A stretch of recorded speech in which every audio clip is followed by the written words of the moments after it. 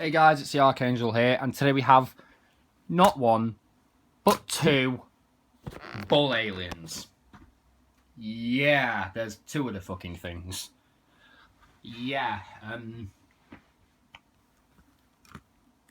I bought this one mince for a tenner, and I've had it a while, and obviously the tail's fallen off, which is a shame.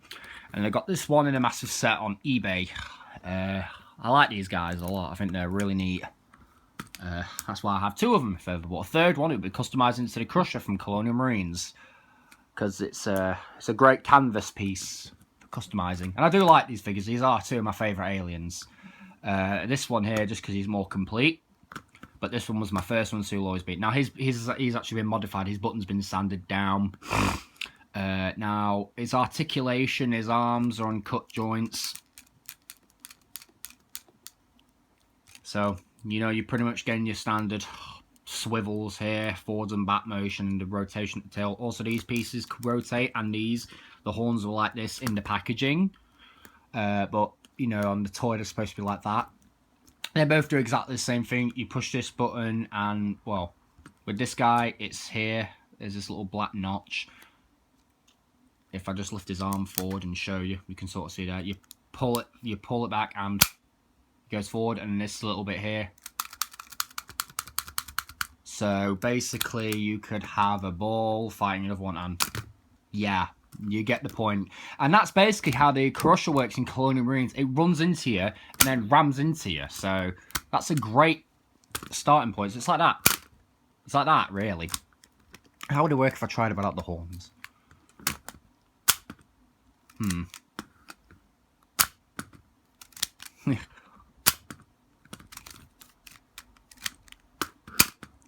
Yeah, obviously not as well, but maybe if I put a piece of metal on it. But with the horns out, yeah, it does work quite well, actually. Now, this one has a little feature, because I modded the bit there. It still works, actually. It just takes a bit of a harder push. But you can pull both his arms back, and, well, you can stand him up. And I think that's a pretty neat attribute. Now you can do the same with this one, but there's only one problem.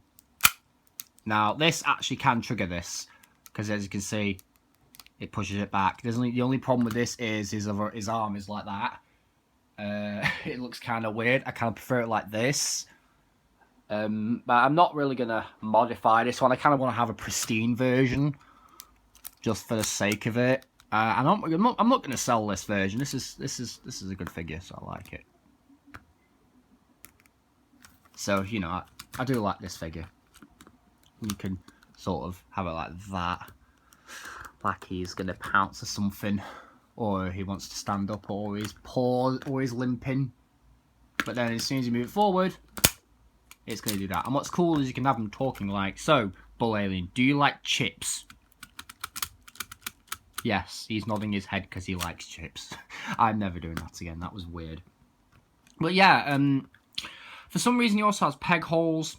Just to show you the bottom of the feet real quick.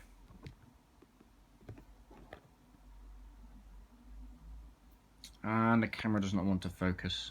There we go. KENNER, China, trademark, 1992. Cool figure. Let's take a close look at this guy's sculpt. I like what they've done with the teeth. You see, the teeth look normal there, but when you go to the side, they're like all broken up there. And I think that's a really cool effect, though I do prefer this look. And it looks neat. It really does. It's got some more of the membrane detail there. It's got like a metallic red wash, dry brushing effect to him, and he's got this silver, sorry, not silver, purple line down the middle along with his silver teeth. And this one, of course, has this stinger tail, which at least I think it's a stinger, but I don't know. And it does bend, but I wouldn't recommend bending it because you'll only damage it, and that's kind of what happened to this boy over here. As you can see, when this is back, this does nothing, but when you deploy it, it basically, as you can see, it goes forward, and as you can see, so, you know, not really much there. And then the side's black. The paws are nice. Well, the claws, whatever you want to call them. Oop, don't drop the figure. They're nicely sculpted as well. I like this bit here, it's just pretty interesting. Kind of like flushes up with the neck. And the neck's nicely sculpted too. A bit from these parts here, but the sides it's nicely done. So I do like the head in this guy though. The head's very nice with all these lots of. I mean, that's the great thing about these Kenner toys. Even though the Marines were not as detailed, but the Xenomorphs had a fantastic sculpt to them. They really did. And I think these guys are just great as a set. Just to have two of them. I mean, one on its own is good, but to have two of them, I think is brilliant. And with the rest of the aliens, they really are quite good. They use the same body as the Rhino, but the legs and the head are different. I'll just go grab the Rhino. Here it is. Here's the Rhino. Obviously, as you can see, the legs are much different, and the Rhino has a very different tail. I do like the Rhino though.